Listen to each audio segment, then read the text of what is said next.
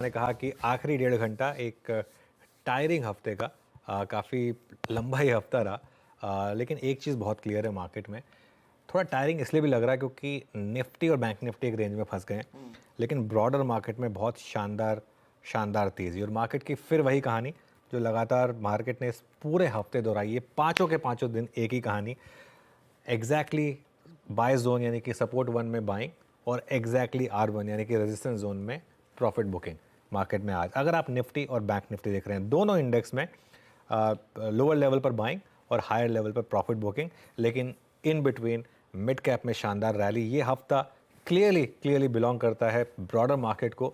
Small cap index इस हफ्ते 5% ऊपर, मिड कैप इंडेक्स भी इस हफ्ते 3-3.5% ऊपर। तो पोर्टफोलियो इन्वेस्टर्स के लिए शानदार दिन। इनफैक्ट स्मॉल कैप तो 7% के करीब ऊपर हो गया और मिड कैप भी 5% के करीब ऊपर। तो शानदार रैली ब्रॉडर मार्केट में। इंडेक्स में जहाँ तक बात है वहाँ पर थोड़ा हायर लेवल पर profit booking. Harshada Veeru, good afternoon. Good afternoon Anuj. Good afternoon Veeru. Anuj, जैसे आपने मेंशन किया, एक सीमित दायरे में मार्केट है, तो ये आज क्लोजिंग के लिए कंसिडरिंग हम एक लॉन्गर वीकेंड में उतर रहे हैं, किस तरह का ट्रेड लेकर जाएं? क्या कुछ और मुनाफा वसूली देखने को मिल सकती है सेकंड हाफ में? उसकी तैयारी होनी चाहिए। देखिए हर्षदा, एक तो 3 दिन का वीकेंड आ रहा है और एक चीज़ है, आई थिंक वीरू और मैं 10:30 बजे शो जब ख़त्म कर रहे थे तो मैंने एक बात कही थी वीरू को कि बस ये आज का हो गया मार्केट, अब ये पूरे दिन आपको इसी रेंज में पकाएगा। और एक चीज़ है, आज मार्केट ने एग्जैक्टली अगर आपने आज अपनी ट्रेड प्लान करी हो कि इस जोन में बाय करूंगा और इस जोन में प्रॉफिट बुकिंग करूंगा, आज मार्केट ने आपको दोनों जोन दिए। सुबह बाय जोन दिया और उसके बाद आपको प्रॉफिट बुकिंग का जोन दिया। अगली रेजिस्टेंस 23,450 से 23,500। जब भी कोई बड़ा रेजिस्टेंस आता है और जब भी इतना बड़ा रेजिस्टेंस आता है, उसको तोड़ने के लिए गैप चाहिए होता है मार्केट को।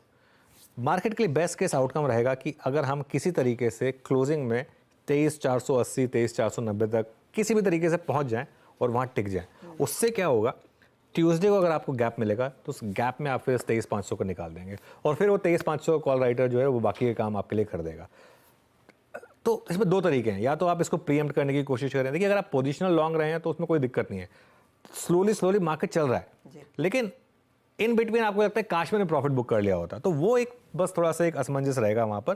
तो लॉन्ग रहें और हर गिरावट में ऐड करें, ये इवेंचुअली मार्क जाएगा और जिस दिन ये जाएगा उसके बाद 100-150 पॉइंट और ऐड होंगे और फिर हम 24,000 की तरफ बढ़ेंगे। ये निफ्टी पर मेरा एक व्यू है।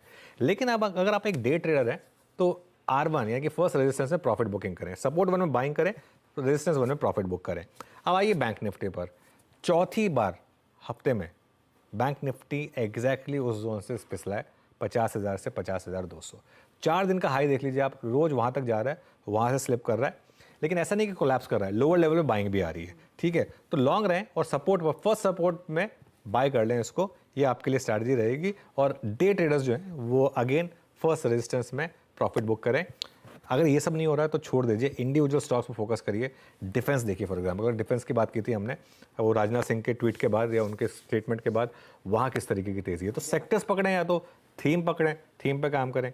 इंडेक्स में जो है अभी इस रेंज में काम करें, लेकिन इंडेक्स में मैं एक चीज़ कह रहा हूँ, मेरा ये मानना है कि अगले हफ्ते मैं हूँ नहीं, वैसे छुट्टी पर हूँ, लेकिन अगले हफ्ते मुझे लग रहा है कि ये रेंज का ब्रेकआउट होगा और मार्केट उस 23,500 को इवेंचुअली ब्रेक करेगा और उसके ऊपर ट्रेड करेगा। चलिए, तो 23,500 के बियॉन्ड जाने की पूरी तैयारी मार्केट कर रहा है। अब इट्स ओनली टाइम की बात, ये आज होता देखते हैं, जिसके चांसेस कम है, या फिर अगले हफ्ते। वीरू, कंसिडरिंग स्टॉक स्पेसिफिक्स और काफी एक्शन देखने को मिला है, किस पर आपकी नजर गई? बिल्कुल हर्षदा, देखिए एक तो कैश डेरिवेटिव दोनों के स्टॉक्स का जिक्र करूंगा। डिफेंस जिसका नाम अनुज ले रहे थे ना अभी, BDL को देखिए, मसगांव डॉक को देखिए, BEL को देखिए। मतलब BEL तो क्योंकि अब मैं डेरिवेटिव से बात करता हूं अमूमन, BEL और HL दोनों काउंटर्स डी हाई पर आके ट्वीट कर रहे हैं। डिफेंस में इस वक्त चाहे वो कैश हो, डेरिवेटिव्स हो, सारे स्टॉक्स में इस वक्त सुपर स्विंग है। एक बार प्लीज BEL का और HL का इंट्राडे के साथ जरा ओपन इंटरेस्ट रखिएगा नीचे।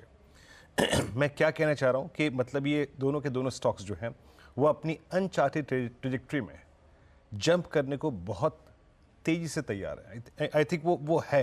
एक तो सेक्टोरियल अगर आप देखें यहाँ पर टेलविंड है, और आप जरा इस वक्त ओपन इंटरेस्ट को देखिए।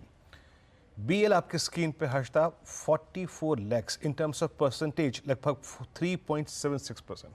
दैट्स ह्यूज, बड़ा OI बिल्डअप यहाँ पे हुआ है BEL में।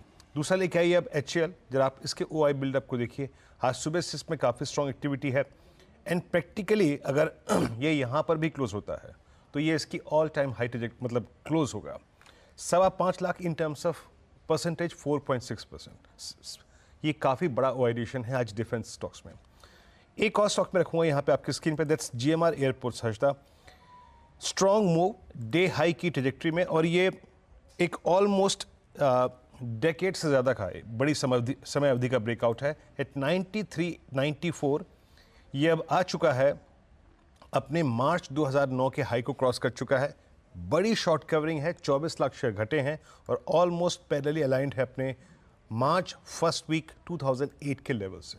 एक GMR एयरपोर्ट्स हो गया, और उसके बाद मैं जिसका जिक्र करना चाहूँगा दैट कैन फिन होम्स NBFCs के स्पेस में। जरा इस स्टॉक को भी देखिएगा, डायरेक्टर साहब इसका OI रखिएगा नीचे स्क्रीन पे। इट्स 829 मल्टी मंथ, यानी जुलाई 2003 से, यानी मैं टेक्निकली कहूँ तो ऑलमोस्ट 11 महीने की स्लोपिंग डाउनवर्ड ट्रैजेक्टरी से निकलता हुआ 830 और करीब 10,000 शेयर OI में जुड़े हैं। तो ये 4 स्टॉक्स जहां पर मेरी नजर है। हर्षदा।